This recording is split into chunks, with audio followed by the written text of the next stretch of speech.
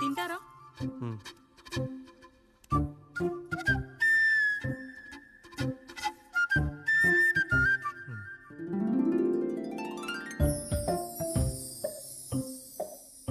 First టైమా? అవును, మీకెలా తెలిసిపోయిందండి? అంటే మా బామ్మ చెప్పింది. శోభనం గదిలో అనుభవం మగాడైతే మామిడిపండు పిసుక్కొని తింటాడు, అదే లేనివాడైతే మీలా ఇలా అరటిపండు ఓపిగ్గా ఒలుచుకొని తింటాడు అని.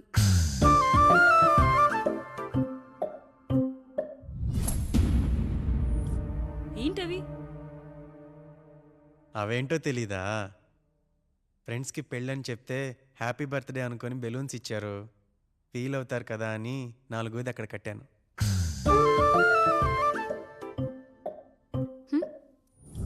అన్నీ వచ్చాడు. పిల్లల గదిలోకి వెళ్ళారా? వెళ్ళారండి. మీరెంత ఏంటి ఇంత రాత్రి అయినా ఇంకా పడుకోలేదా? మీరు లేనిది ఎప్పుడైనా పడుకున్నామా అన్నయ్య?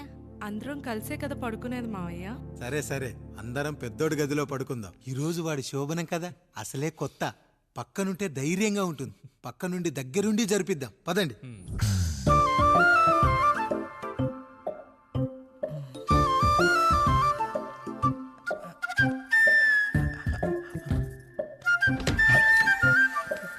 కానివ్వండి రా, కానివ్వండి కానివ్వండి. మీరేం మావయ్య ఇక్కడ పడుకుంటున్నారు? అదేంటమ్మా పెద్దోడా, చెప్పలేదా? మేమంతా కలిసే పడుకుంటామమ్మా, నువ్వు మాతో పాటే. అవును భార్గవి. మీరు ఊరుకోండి. మీరు ఇక్కడ పడుకోవడం నాకు ఇష్టం లేదు మావయ్య.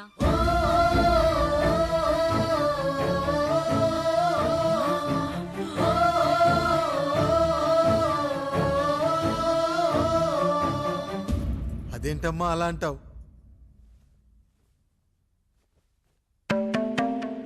ఎన్నో చూశాం, ఎన్నో చేశాం. దుక్కి దున్ని కోత కోయకుండానే ఈ విత్తనాలన్నీ మొలకొచ్చాయంటావా తల్లి? అవన్నీ నాకు తెలీదు మావయ్య, మర్యాదగా బయటికి వెళ్ళండి.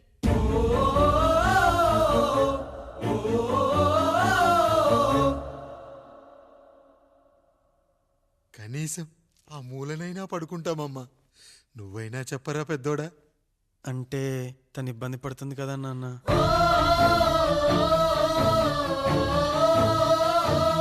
నువ్వు కూడా ఏంట్రా, పిల్లలేదో ఆశపడుతున్నారమ్మా. ఒక్కసారి ఆలోచించమ్మా. మావయ్య మీరు బయటికి వెళ్తే మేము తలుపులేస్తాం.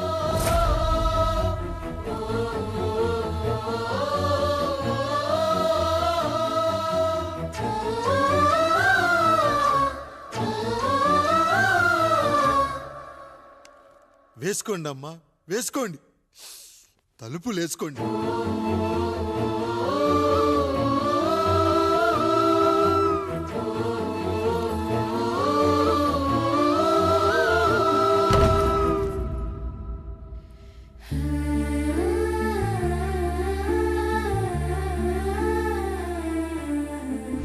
రాయుడు, బిడ్డలు జాగ్రత్త. ఈ రోజు నుంచి వీళ్ళంతా నీ తమ్ముళ్ళు చెల్లెళ్ళు కాదు, నీ బిడ్డలు.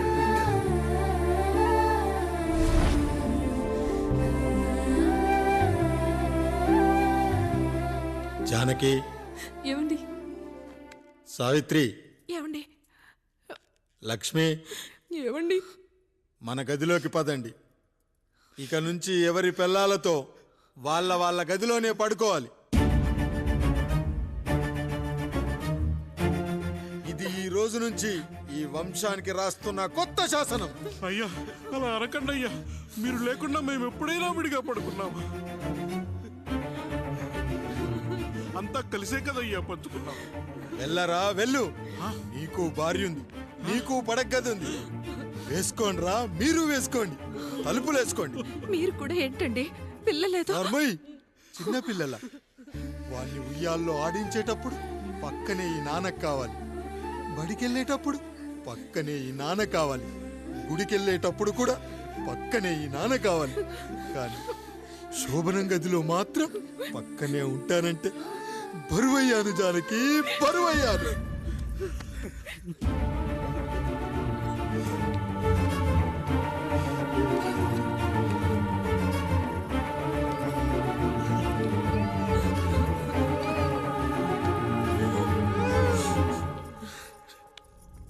ఏంటండి ఇంకా అదే ఆలోచిస్తున్నారా? ఎలా మర్చిపోగలను లక్ష్మి? జరిగింది ఏదో జరిగిపోయింది, మీరు బాధపడకండి. ఎంత మాట అన్నాడో చూసావా? నా భార్య ఇబ్బంది పడుతుంది, బయటికెళ్ళండి నాన్న అన్నాడు. వాణ్ణి ఎలా పెంచాను? చదువుకుంటే పై చదువులకు వాడు వేరే ఊరు వెళ్లాల్సి వస్తుందని చదివే మాన్పించేశాను. జ్వరం వస్తే ఆ మాత్రలు చేదుగా ఉంటాయని నేనే మింగాను.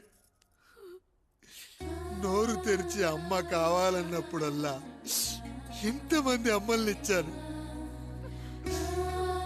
నాన్న అన్న ప్రతిసారి నాన్నల్ని ఇవ్వలేకపోయానని వాడికి నా మీద కోపమో ఏమో జానకి. నిజమేనండి, మనమంతా ఇలా లేమే. మన కుటుంబానికి దిష్టి తగిలింది. మా నాన్న మరణంతో ఆస్తిపోయి తమ్ముళ్ళతో నడి రోడ్డున పడ్డప్పుడు ఇలాంటి కష్టాన్ని మొదటిసారి అనుభవించాను. ఏంటి నువ్వు చూసుకోలేవా? అయ్యో చూసుకోలేదండి, ఈసారి ఖచ్చితంగా చూసుకొని గుర్తాను. మీరు వెళ్ళండి.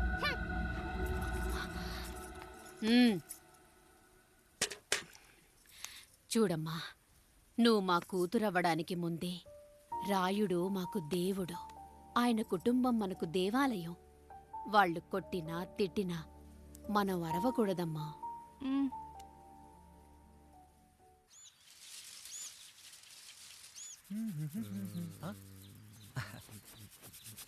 ఏంట్రా మిట్ట మధ్యన కసికసిగా పడుతోమెత్తున్నావేంటి? మీకేంట్రా పెళ్ళిళ్ళయ్యాయి? పెళ్ళి కానీ కానీ కానీ హే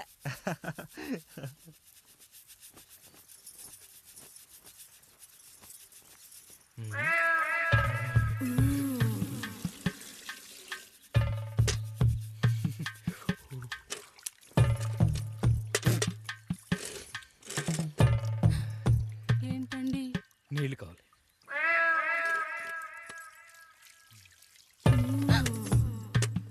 ఆయన కుటుంబం మనకు దేవాలయం. వాళ్ళు కొట్టినా తిట్టినా మనం అరవకూడదమ్మా.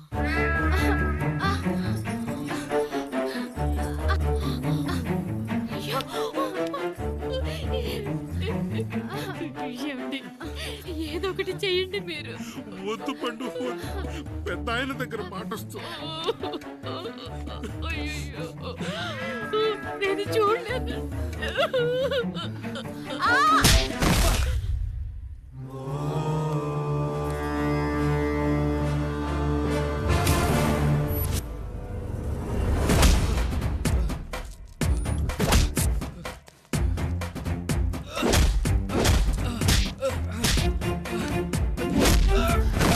అయ్యో అనియా అనియా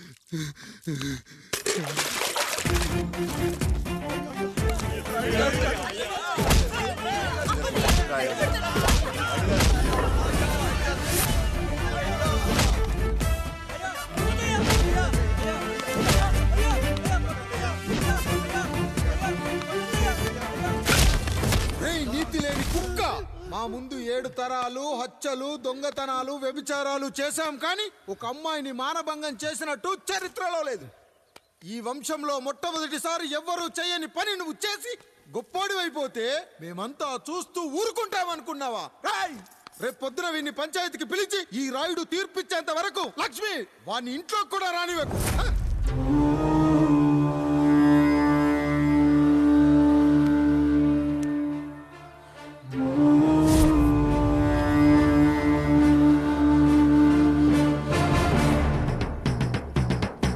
ఇందు మూలంగా 50 మందికి తెలియజేయడం ఏమనగా పెదరాయుడు గారి కుమారుడు ఆయన తన ఇంట్లో పనిచేసే కాముడు కూతురుపై మానభంగ ప్రయత్నం చేసినందున రచ్చబండ దగ్గర తీర్మానం చేయబడింది.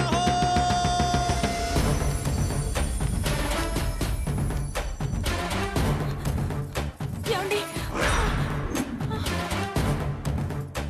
అన్నయ్య అన్నయ్య అన్నయ్య, తమ్ముడు ఏదో అన్నయ్య. తెలియక తప్పు చేశాడన్నయ్య. మన కుటుంబ గౌరవం నీ చేతిలో ఉంది, దయచేసి.